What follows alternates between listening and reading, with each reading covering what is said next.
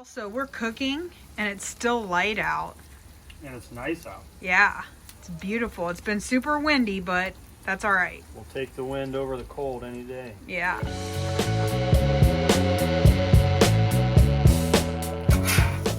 Tonight for dinner, we are doing cheesesteak in a bowl, basically.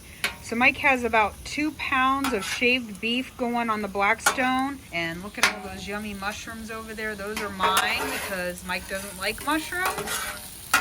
And then we're just gonna top this with some cheese. We seasoned it up and we'll be ready to roll.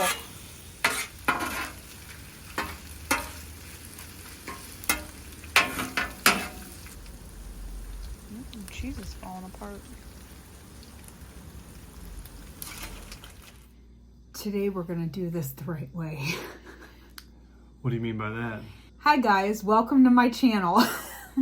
My name is Dawn and this channel is Dawn Does Keto. This channel is all about my accountability and my personal journey on the ketogenic diet, but I do bring him along for most of it. And my name is Mike. I was gonna say this segment is called Dinner with Dawn. And Mike. Right. So it is still daylight out and we're sitting down to eat, which is amazing.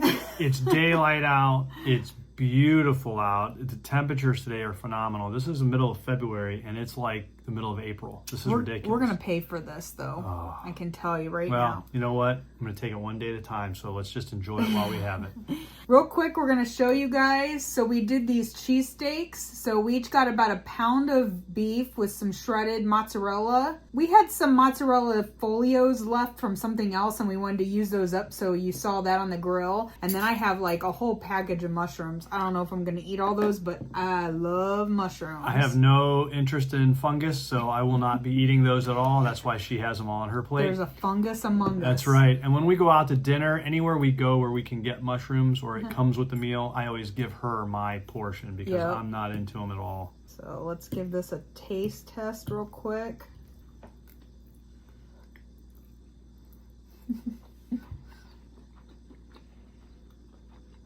Good. Another really simple meal. Mike is going to probably go out and work a little bit tonight, so we wanted to eat now so that we're not eating late tonight. We obviously didn't realize till last night that we were going to even be recording a video tonight. Plus, that way I can start editing earlier. Because last night's video, I didn't get done and go to bed till about 2 o'clock in the morning. And now you know why we can't do one every night. She would never get any sleep. Yeah. Real quick, though, before we jump into our talk about our book, guess what happened last night? I have no idea. Clearly, this was a setup again for me. I love setting him up. So when we talk off camera, I ask her how her day's been. And I ask her about the previous night because I go to bed before she does. I have to get up early. She doesn't have to get up as early as I do. And she's also doing her video. A lot of times I go to bed, she's still working on it. So when I go to bed, I don't know how long she's been up. Like last night, I didn't know she was up till 2 in the morning. That's ridiculous. But I mean, sometimes I wake up when you come to bed, but most of the time, or maybe 50% of the time, I don't. And last night I did not. So for you to say, guess what happened last night after I've already asked you about your evening. But it happened before you went to bed. Oh.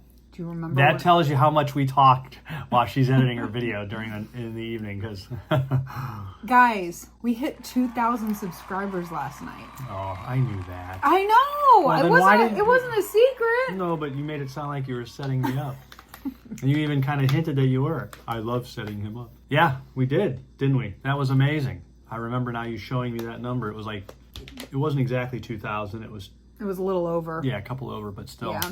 No, that's awesome. I honestly, guys, I'm just flabbergasted by that. I don't have words for the fact that I never dreamed that many people would subscribe to my channel. That many people would find you and or I. Or us. Or us. Interesting in the least. But it is very cool. I mean, it really is. And, you know, you and I talk about this all the time. It's been overwhelming. It's been flattering. It's been so nice. And we really, truly feel like we've met. Like we haven't met most of, if not all of you at this point. But if you're active on our channel, we feel like we know you. We do. I mean, and I'm less active than she is. Mike and I will come to each other and we'll say, hey, did you see what John said? Or did you see what JJ said? Like we act like you're our, you know, we know you and you're our friend. So and it's great. It's a great feeling. We really appreciate it. we can never thank you enough. So, I mean, just get used to that. We're just going to continuously thank you periodically because we are completely overwhelmed. Mm-hmm. And I don't know what else to do except say thank you. What are you drinking there, babe? So we talked about the other day, I think on Tuesday's video, about this new beverage that you introduced me to that I find addictive. I had asked you to make me that or at least help me get it prepared so that I could take it to work today. And then, dummy me, I forget to take it to work. So I get to work today and I'm thinking, oh, I forgot to bring that new addictive drink that Dawn has. And so when I got home this evening, I immediately put it all together and made it. And so this is for the first time ever my very own concoction that Dawn... Electrolyte drink. Yeah. And I was never into the electrolyte stuff. And now it just tastes great. And this is so good. And I like it because I know it's good for me. It has things in it that I need. And I can drink it without any guilt. And instead of, wanting to drink... I mean, there's a couple carbs in it, like I said before. So it's not for everybody. But those couple carbs don't bother me at all. And I don't drink that every day. I do other electrolytes also, but sometimes I'm just like, you know what, that sounds really good today to take in the car with me. Especially, I mean, I didn't take one today, but on a day like today where it's warm, it just sounds refreshing and it's just good. Mm-hmm. So what did you do for lunch today? So one of the issues that I have noticed since we got off BBB&E is that our eating schedule, and I mentioned this before, is not rock solid like it was, and neither is my lunch schedule. And what I mean by that is I don't have leftovers to take to work every day. When we were doing BBB&E, almost every single day I had leftovers from the night before. It hasn't been like that. And so because of that, my lunches have not been as structured as they were, and I'm feeling it, and I can tell a difference. And I don't like it because I like having a meal that I can eat at lunch so that I know I'm breaking my fast, eating healthy, and then coming home and having a dinner, eating healthy, and then starting that all over again. And well, what kind of things are you talking about, though? Well, because, we would make burgers, and I'd have an extra burger or two, and I could take. We would have, the sausages or the hot dogs, and I could take those the next day. Or we would have roast, and I could take the extra roast the next day. We haven't had any of that. I mean, the meals that we've had have been great, but we haven't had leftovers. We've eaten it all. So I'm kind of stuck with eating a beef stick, some pork rinds, cheese sticks. I'll take some nuts. And those are great. I love those, but it's not a meal. Yeah. And it really doesn't fill me up. And I feel like the mentality is I'm snacking and I'm not eating. And I don't Even though you're eating it all at one time? I'm eating it all at one time, but I just don't like... I like having a meal and then maybe having some pork rinds or some nuts with that, but I feel like I'm just snacking, and that it has a negative connotation in my mind. Well, we need to come up with a plan then of something that we can meal prep. I know you don't probably really want hamburgers. Those were very convenient during beef, butter, bacon, and eggs, but he was kind of over the hamburger thing, so I don't know what your thoughts are, but I would need some suggestions of something that we can cook that would it wouldn't be leftovers. We would cook it just for you to have for lunch. Yeah, we'll have to definitely look at that because, we're midway through February and I just feel like I've lost that structure and I just need it. I need that. So I had 2 hard-boiled eggs, a baggy bacon, and a cheese stick today for lunch. That was my lunch. And my fat coffee, which I always have. And see, you're okay with that because you're on the go. And for you, that's... you eat at your desk, though, so it does have to probably be something that's, it has to be more of something I can sit down, warm it up, and eat it. Every once in a while, it's okay, but it's been virtually every day since because we've not had any leftovers. If you would just eat hard-boiled eggs... Not gonna do it. So we did get the last half of the chapter read from our book. The introduction. Yeah, the last half of the introduction to our book. I'll show you again. We are reading this book by Gary Taubes, The Case Against Sugar.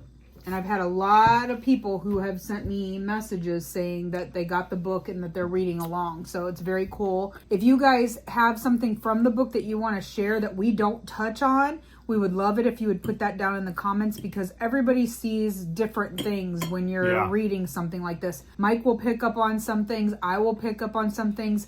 You guys something might really stick out to you that didn't jump out at us. Drop those down in the comments if you are reading along. Yeah, as an example, we split this introduction into 2 halves, and when you read, you highlight. Mm-hmm. So the first half, I didn't do that. I read, I just tried to retain it, and then you highlighted, made some notes, and then we used those as our talking points.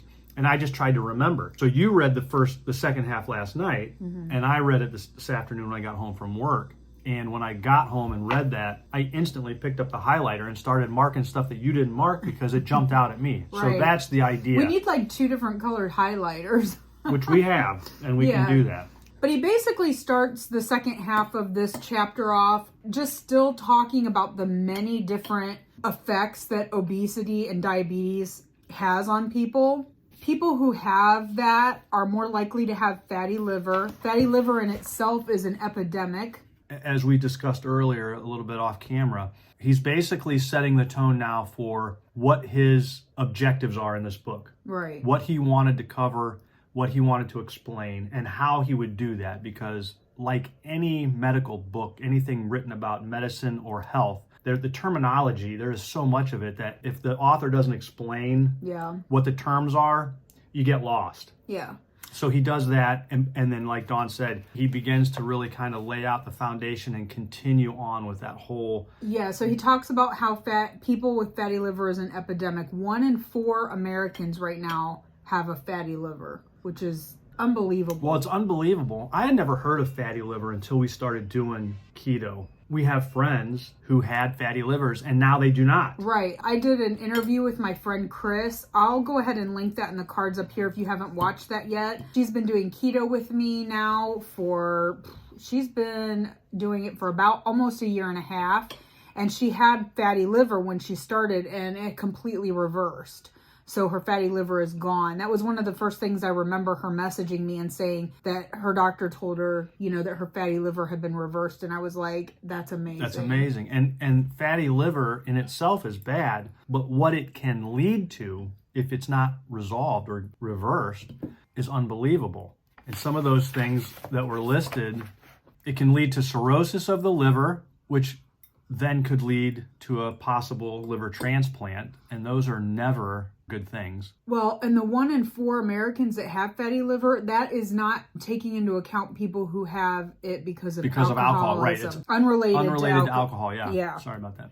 And then those who are obese and diabetic, which again, generally they have fatty livers, then they tend to be hypertensive and they have a higher risk of heart disease, cancer, stroke, potentially dementia, and Alzheimer's. And again, those are not direct relations to a fatty liver, but having a fatty liver is usually a sign of other issues and then can lead to other health. I mean, it's a train wreck. Right. Well, they're also finding that with Alzheimer's, that there's a lot of connection with dementia and Alzheimer's to sugar. And they're actually many doctors are now calling Alzheimer's diabetes type 3. Yeah, that's right. So you have type 1, which is hereditary normally and may possibly something you're born with and not something that you have a whole lot of control over. Type 2 is brought on by diet and our overall health, right, and what we eat, the choices that we make. But they're calling Alzheimer's type 3. They're really finding a connection now. Even since this book was written, I've heard a lot about this. Not being on sugar has helped people who are struggling with dementia and Alzheimer's. So I'm guessing, again, I haven't read this and I don't know this to be a fact, but I'm guessing that if you're already in those stages of Alzheimer's or dementia and you go keto, it's not going to reverse it completely. No. But it may slow it down. It may help you regain some of that cognitive control that you are losing. So again, that's just a guess. But they are finding that a low sugar diet is also helping just people and not getting it. Yeah. Right. Another thing I found interesting in this that I highlighted was that all of these diseases, right? Heart disease, cancer, stroke, dementia, Alzheimer's, those are 5 of the top 10 leading causes of death in America. And they're all linked to sugar. Yeah. So think about that for a minute. As we continue to read and the puzzle pieces fall into place, it's going to become clear, at least in my opinion, this is a no-brainer. Yeah. I mean, we kind of said that yesterday. Right. Our health is directly affected by the amount of sugar that we consume on a daily basis. Right. In addition to the diseases that Mike has already mentioned, they're also saying that, obesity and diabetes are also linked to PCOS which is polycystic ovarian syndrome. And this has really been an issue with young women in this day and age. We know more young ladies who have struggled with fertility. The numbers are unbelievable. I don't remember anybody as I was growing up and I got into that stage of my life where we were ready to have children. I don't remember any of my friends or really anybody we know personally struggling to have children. But as our daughter has gotten older and she has a lot of friends, her and my son actually, we know at least 3 couples, young couples that have struggled with infertility. And it just seems like it's more common now. So PCOS is associated with this, rheumatoid arthritis, gout, varicose veins, asthma, inflammatory bowel disease. I mean, the list is just, it's unbelievable. I just keep saying that. It's unbelievable. I know. It's funny because we use the same terms. It's because I don't know what else to say. Right, because it's just unbelievable. But but you know, we talk about inflammation. And you mentioned inflammatory bowel disease. There are more bowel issues now and intestinal issues than I ever knew about ever growing up. It just makes sense that it's because of what we're eating and what the body does not need and how it cannot use all of these artificially produced ingredients that we're consuming that are destroying our insides. A little side note, I know that we have tried to be as blunt and honest and open with everybody, you know, with the subscribers and everybody watching, trying to be down to earth, just be honest and we say it's TMI, but honestly, it's stuff that people are experiencing. Right. So we want to make sure that if we experience something, that we're open about it. That we're open about it. We're sharing with you because if you're dealing with it too, but you're not sure if anybody else is, is this normal? We can tell you. I just want to make a statement here about this. I don't normally talk about my own personal issues. I leave that up to you. But since getting off BBB&E, and because I'm keto flexible, and because I do not eat strict keto every single day, and I struggle with that, and we talked about my lunch not being structured and how it's affecting me, but my bathroom habits have drastically changed in the last 14 days. Unbelievable. It's a lot more, right? It's a lot more, and it's a lot more difficult. And it wasn't like that at all. No. At all during January. He was actually worried during beef, butter, bacon, and eggs because his bowels had slowed down, but he wasn't bloated, he wasn't gassy, and so, you know, we obviously know that when we're eating a lot of meat like that, we're using it. So you don't have as much waste to expel from your body. Now he's eating things that are off of that, and he's got more to expel. His body's not really sure what to do with it. Now for me, I had the opposite. I went to the bathroom a lot during beef, butter, bacon, and eggs, and now that I've been off of it, I'm not going as often. So isn't that amazing? It's totally opposite you and I. Yeah, it's so strange. I don't feel awful. I don't have pains. You know, I'm not super. I've gotten a little bit bloated after a couple meals, but I don't feel awful. I'm just not going like I was. Right. So. And you have had a history of that throughout your life of not going. Yeah. I've always been what you would say regular. Yeah. We now know that I had to do other things to promote that regularity because of what I was eating. And then going on BBB&E, I learned that, again, like you said, my body was utilizing everything I was eating, producing less waste. And because of the fat content, when I did have to go, it was fine. Yeah. And I'm not saying I'm having issues, but it's clearly different. Yeah. Clearly different. It's night and day. So anyway, sorry about that little rabbit trail about but we were just talking about inflammatory bowel issues. disease. And if you're struggling with that too, I mean, you're not alone. That's kind of what I wanted to just share with you. So anyway, he basically just says that all of these conditions that we have listed are directly related to insulin resistance. Well, and that's another thing. That's a whole new condition, insulin resistance. That was something that nobody knew what that was. And now it's a thing. He states that, you know, with all this information, if this was a court case, we would have number one prime suspect. Right. I love this analogy. This was such a perfect analogy. Yeah, he was talking about it being a courtroom. And he's saying, you know, we have all this evidence. This literally leads to one suspect. To one suspect, one culprit. I thought that was really interesting. And I think that analogy is his setup of saying, look, now we're going to we're going to go through the case. The court proceedings are going to move forward now, and here we go. We're going to try and prove our case. Yeah. He also talks about, so not everybody that eats sugar, we're going to all know people that eat sugar and don't have the effects from it. Maybe they're healthy. Maybe they don't have any of these diseases, but that doesn't mean that the sugar is not causing that issue in other people. And again, he goes back to the whole cigarette thing. You know, not everybody that smokes is going to develop lung cancer. Correct. Not everyone will get it. So he says at least 1/10 of all the cases of lung cancer are unrelated to smoking cigarettes. Yet it's widely accepted that smoking cigarettes causes lung cancer. Right. So again, it's not 100%, and it's the same way with sugar. Sugar is not going to affect everyone the same, but I believe it should be widely accepted that many of these diseases are caused by eating sugar. by eating sugar. And so, touching on that real quick, so the lung cancer thing. So I had an uncle who passed away from lung cancer. He was a non-smoker. Yeah, never smoked. Never smoked, ever. Got lung cancer, and he passed away. I am one of those people, at least up till now. And Dawn, I think, to a degree, we have been very healthy, you and I. Yeah. Our family, our children, our parents, at least my parents, very, very healthy. Never have to go to the doctor.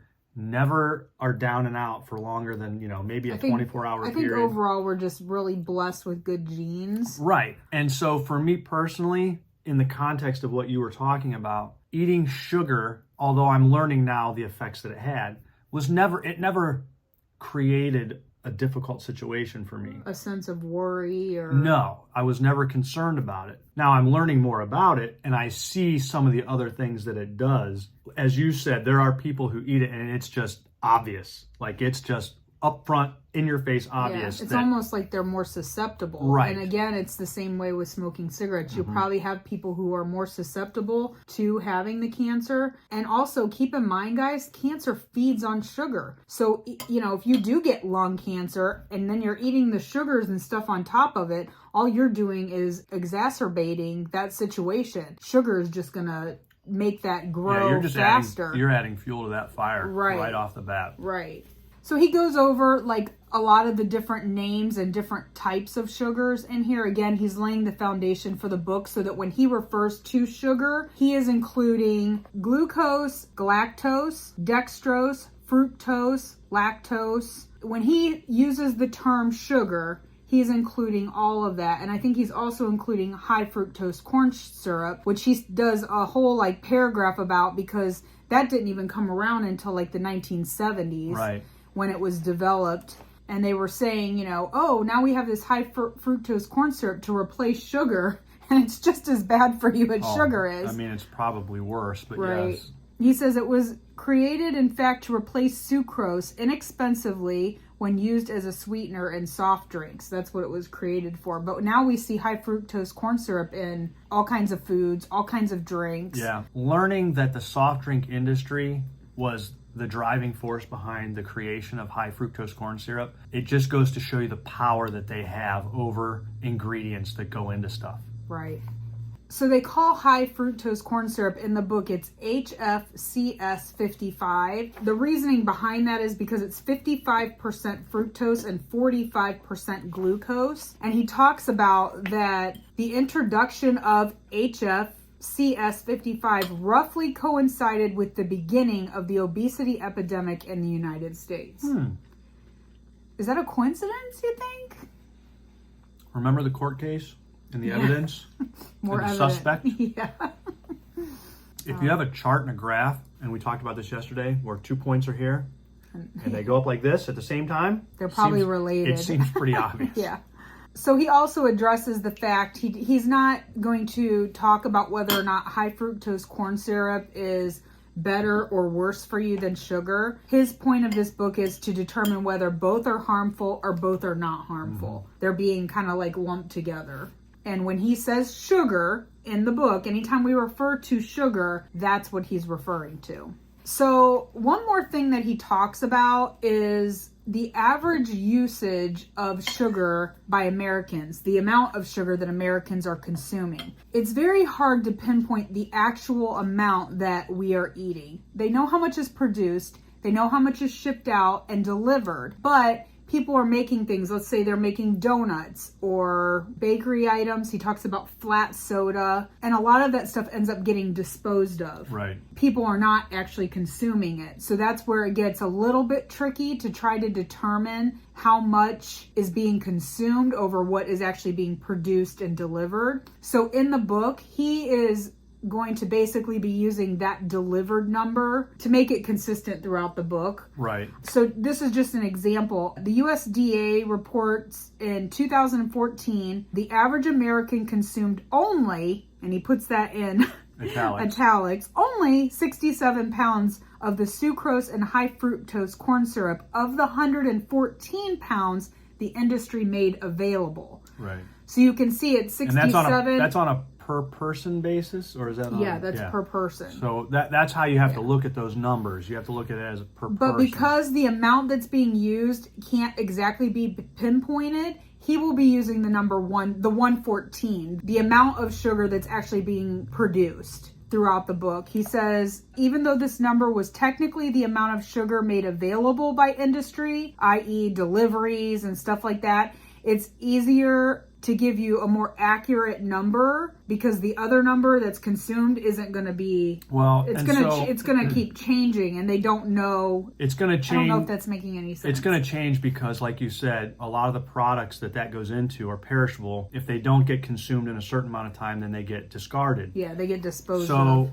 and then also, the industry is not going to want you to know that you're eating more than what you are. So they are going to take the lowest possible number to make it look better for them. Like he said, they only consume 67 pounds of sugar. I'm going to say this because it's relevant. So I worked for a carbonated beverage company for over 16 years. And I know, obviously, what goes into them, high fructose corn syrup being the main ingredient. And that was brought in by train tankers. I don't know how often we got those, but I just know that's a lot of high fructose corn syrup. And I also know how much of that product was discarded on a daily basis. And that's why these numbers are so tough to track, because I don't recall that we ever tracked how much we threw away.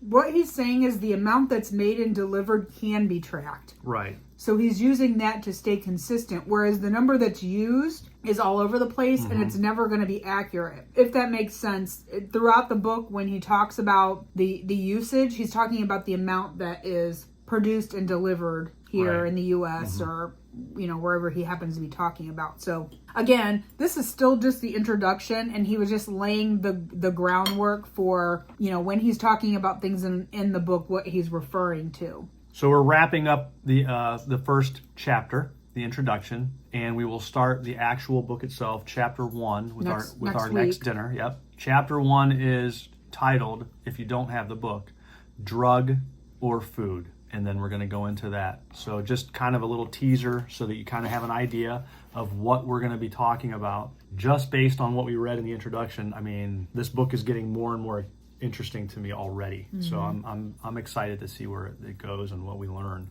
Regardless of what we read in this book, for me personally, it doesn't mean that I will never ever have sugar again in my entire life. But his hopes is that he will make a strong enough case that you won't want to eat it on a regular basis. You don't want to have this as part of your regular diet. Not only that, but that you don't want to be one of those people who's consuming 67 pounds of sugar in a year. And that's the average. So that means you got some people who are eating less, but you have a lot of people who are probably eating a lot more. And we know people who consumed considerable amounts of sugar. We could never guesstimate how much. But just based on some of the products that these people consume daily, it can only be a high number. And you know what? To be honest with you, as I said, I worked for a carbonated beverage company, and we were allowed to drink as much as we wanted on a daily basis. There was no... While they were at work, it was like unlimited, drink as much as you want. And again, from my perspective, it didn't affect me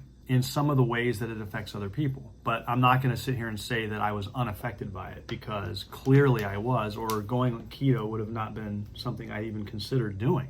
Yeah. But clearly I had put on weight. I felt sluggish. And that's another thing that I've noticed, just being off BBB&E and going back to even my keto flexible diet. I feel a little bit more sluggish than I did when we were doing the challenge in January. So to say that it didn't affect me, it would be a lie. It did. But again, as I've said in the past, if you've not done this lifestyle, if you've not done the BBB&E where you went to the extreme, to one extreme, so that you could fully grasp and understand how this affects you physically and mentally, then you just don't know. You think you feel okay. You think, I don't feel too bad. Right. Because one of the excuses that we get, one of the reasons that we use is, wow, I'm getting old. Yeah. So we automatically assume that we're supposed to feel bad. Yeah, because we're older. Because we're older. And you and I just found out that that's not the case. Mm-hmm. I mean, obviously, we're not old. We're in our 50s, early 50s. That's not old by any stretch. But I'm going to tell you, I know people our age that look and feel terrible. Yeah. And their diet is a reflection of that. So that's it for today, guys. The end of the introduction. And next week, on Tuesday, we will record the beginning of chapter 1. We're just going to, again, just pick a spot probably about halfway through. And we'll divide it up. We'll do one half on Tuesday and we'll do the other half on Thursday. And I'm thinking that'll be the typical way we do it. Mm-hmm. My guess would be that if we get into a chapter and it's just phenomenal, or it reads well, meaning you can get through it pretty quickly, like the topic is pretty centralized, we might be able to do a chapter at one time. I think it's just really hard because you don't want the videos to be an hour long, and and I don't want to leave a lot of stuff out. So it's better for us to just divide it up and do it that way. So that's it for tonight, and we will see you guys. I will see you guys on Monday for my weekly weigh-in. And it sounds weird saying that because it's Wednesday, and normally we would be doing this tomorrow. Well, this Thursday. video you guys are watching will be out on Friday, so it won't seem like so long. For us recording it, it's just a day early because tomorrow, Thursday, which was our normal recording day, we have other plans, so we just don't have the time. Yeah, it just sounds like it's going to be a long time since we see you again. Yeah. So that's it, guys. We'll see you guys next week. That's right. Have a great weekend. Yeah.